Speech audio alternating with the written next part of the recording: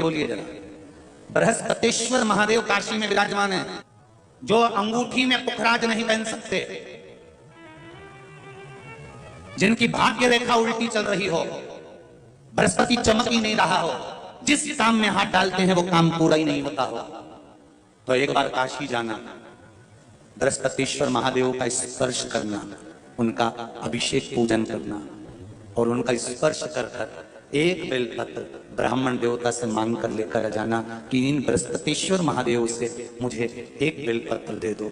तुम्हें पुखराज पहना कि नहीं पहना, हीरा रतन माणिक पहना कि नहीं पहना, वो बेलपत्र इतना चमत्कार कर देगी कि जिंदगी में कभी संपदा की कमी आएगी नहीं।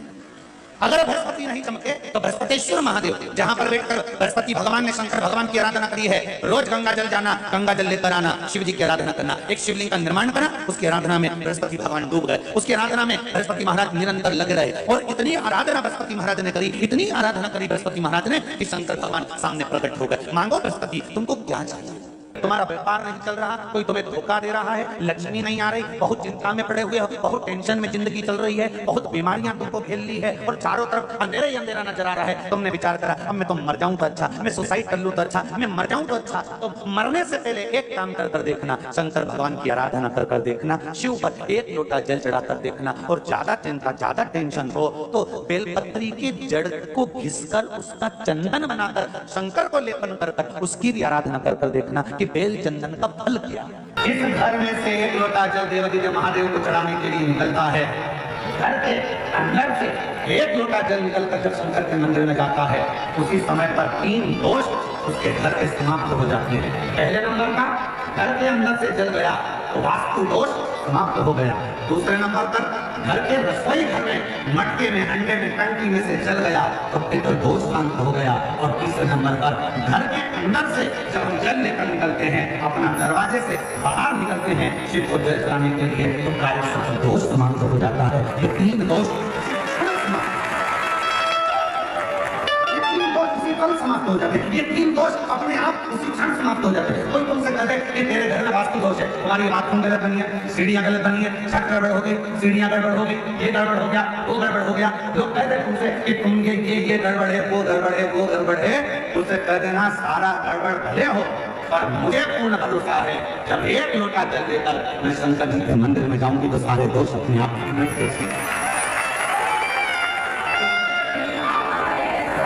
ये सारे दुख मेरे समझ लो, तकलीफ समझ लो, कष्ट नहीं देगा।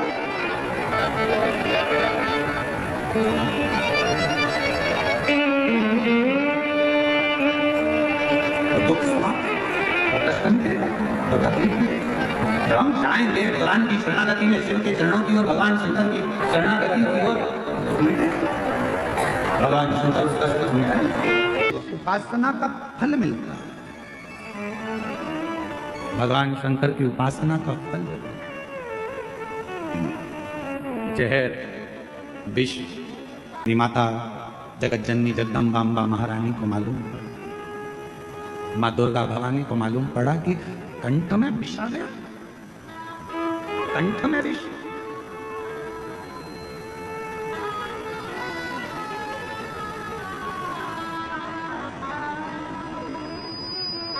पार्वती जी तुरंत दौड़ पड़ी, बाबा बाबा बाबा भोलानाथ भोलानाथ शंभुनाथ त्रिकालदर्शी कैलाशी अविनाशी अविनाशी कहती कहती मेरी माता दौड़ पड़ी, पहुंची। भोले बाबा का जब स्वरूप देखा मेरी माता ने तो पूरा शरीर नीला पड़ रहा था। बोल नीलकंठेश्वर महादेव की, पूरा शरीर नीला पड़ रहा था। पार्वती जी ने भगवान के स्वरूप का दर्शन, स्वरूप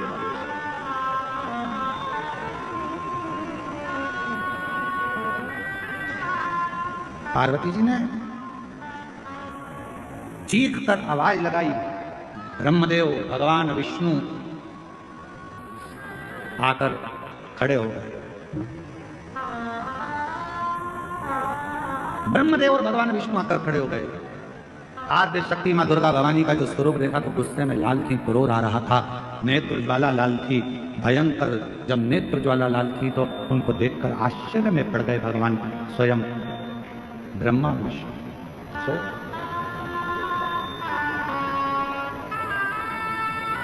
माँ, क्या बात है? क्या हुआ माँ? आज आप बहुत क्रोध में दिख रही हो माँ।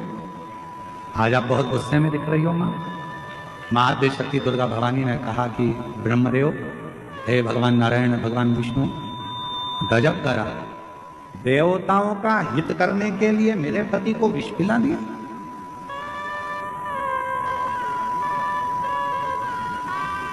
देवताओं का हित करना था तो मेरे पति को विष। भगवान नारायण ने, भगवान ब्रह्मा जी ने मां आद्य शक्ति दुर्गा भवानी के हाथ जोड़ा, निवेदन, मां, 33 कोटि देवताओं में कोई देवता ऐसा नहीं है कि इस विश्व को बचा सकता।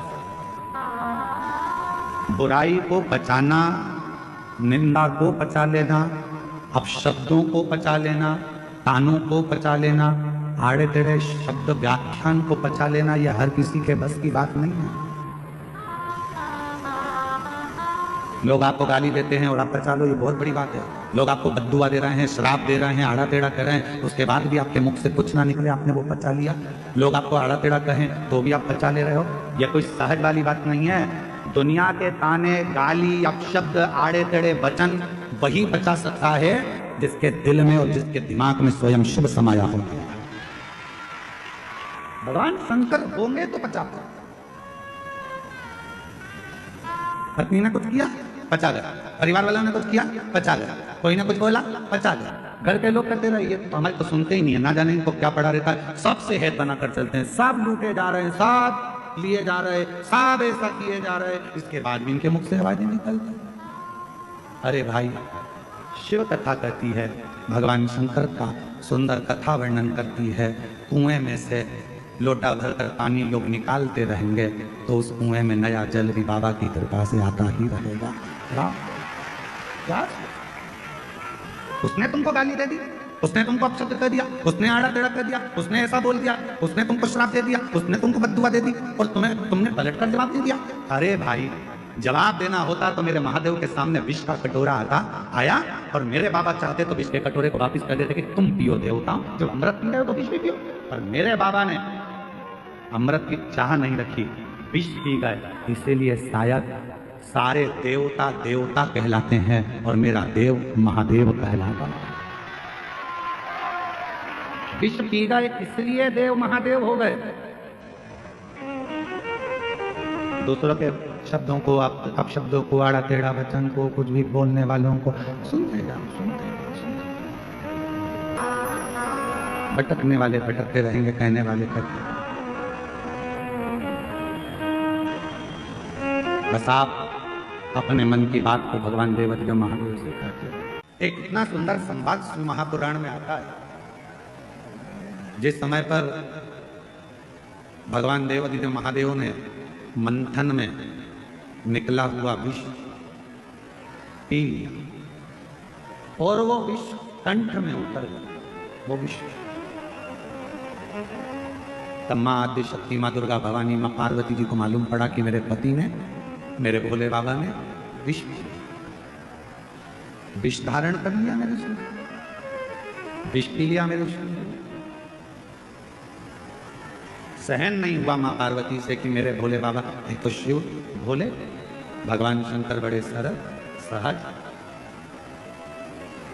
अच्छा, एक बात और है, जो बहुत सीधा होता है, बहुत सरल होता है, बहुत भोला होता है, गाली भी उसी को पड़ती है, अपशब्द भी उसी को कहे जाते हैं, ताने भी उसी को दिए जाते हैं, और लोग जो बोलना है काम भी उसी से कराओ, अपशब्द भी उसी से कहो, ताने भी उसी को दो, सब काम वही।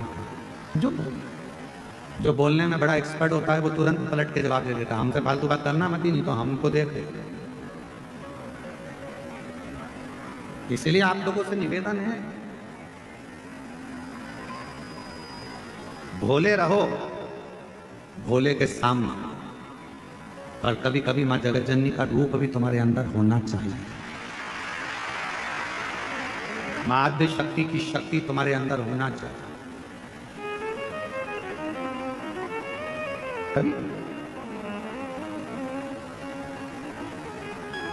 मंदिर जा रहे हो, शिवालय जा रहे हो, पूजन करने जा रहे हो, कोई आपको अगर पलट कर अपशब्द कह रहा है तो उसको जवाब देने की जवाबदारी आपकी है। ठीक नहीं है?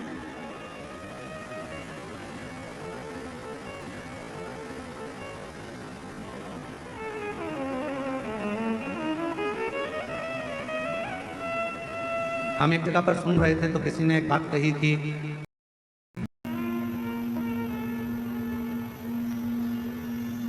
भगवान महादेव की आराधना में वो लगी रहती थी। देवराज नाम का ब्राह्मण जिसका परिवार अच्छा था, घर में सब कुछ था, पत्नी भी अच्छी थी, बच्चे भी अच्छे थे, सारा परिवार ठीक था, बस एक काम गलत कर बैठा, एक पर स्त्री के संपर्क में आ गया।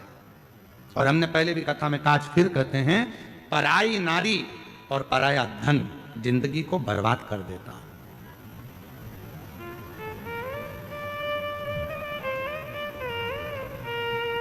घर में धर्म पत्नी है, उसका सम्मान करो, इज्जत करो, अच्छी वाणी में उसको आदर के वचन बोलो। घर में बच्चे हैं, उनको संभालो, आदर के वचन बोलो, सम्मान करो, सत्कार करो उसका। दूसरी नारी को आप इतना आदर देते हो, इतना प्रेम से बोलते हो, इतना स्नेह से बोलते हो, उतना ही प्रेम और स्नेह से घर की नारी से बोल लो ना, तो तुम्हारे लिए घी की चुपड़ी हुई रोटी रोज ला के देते हैं, इतने प्रेम से। ना जाने पर वो वाणी कहां चली जाती है, वो आदर के शब्द कहां चले जाते हैं, वो सम्मान के शब्द कहां चले जाते हैं, वो आदर के व्याख्यान कहां चले जाते हैं। सीखो, मेरे देवाधिदेव महादेव से सीखो, मेरे शंकर भगवान से सीखो। 33 कोटि देवता में केवल एक देवाधिदेव महादेव ऐसे हैं जो अपनी पत्नी को पूर्ण आदर देते हैं। भगवान नारायण लक्ष्मी जी को अपने चरणों के पास रखते हैं।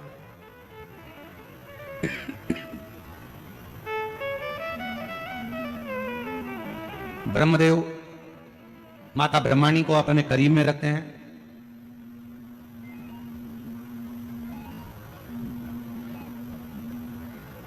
ब्रह्मदेव माता ब्रह्माणी को अपने करीब में रखते हैं। इंद्रदेव इंद्राणी को अपने करीब में रखते हैं। भगवान नारायण माता लक्ष्मी को अपने चरणों में रखते हैं। और देवाधिदेव महादेव भगवान शंकर, अगर जमीन पर भगवान शिव बैठे हैं, भगवान शंकर का शिवलिंग अगर भूमि पर है, तो मेरे देवाधिदेव महादेव माता पार्वती को ऊंचे स्थान पर रखते हैं कि तू मुझसे ऊंची बैठना, मैं तो जहां हूं वो ठीक है। एक नारी का आदर क्या हो सकता है, एक नारी का सम्मान क्या हो सकता है, एक नारी का सत्कार कैसा होना चाहिए, एक नारी का आदर कैसा होना चाहिए, एक नारी का आदर सम्मान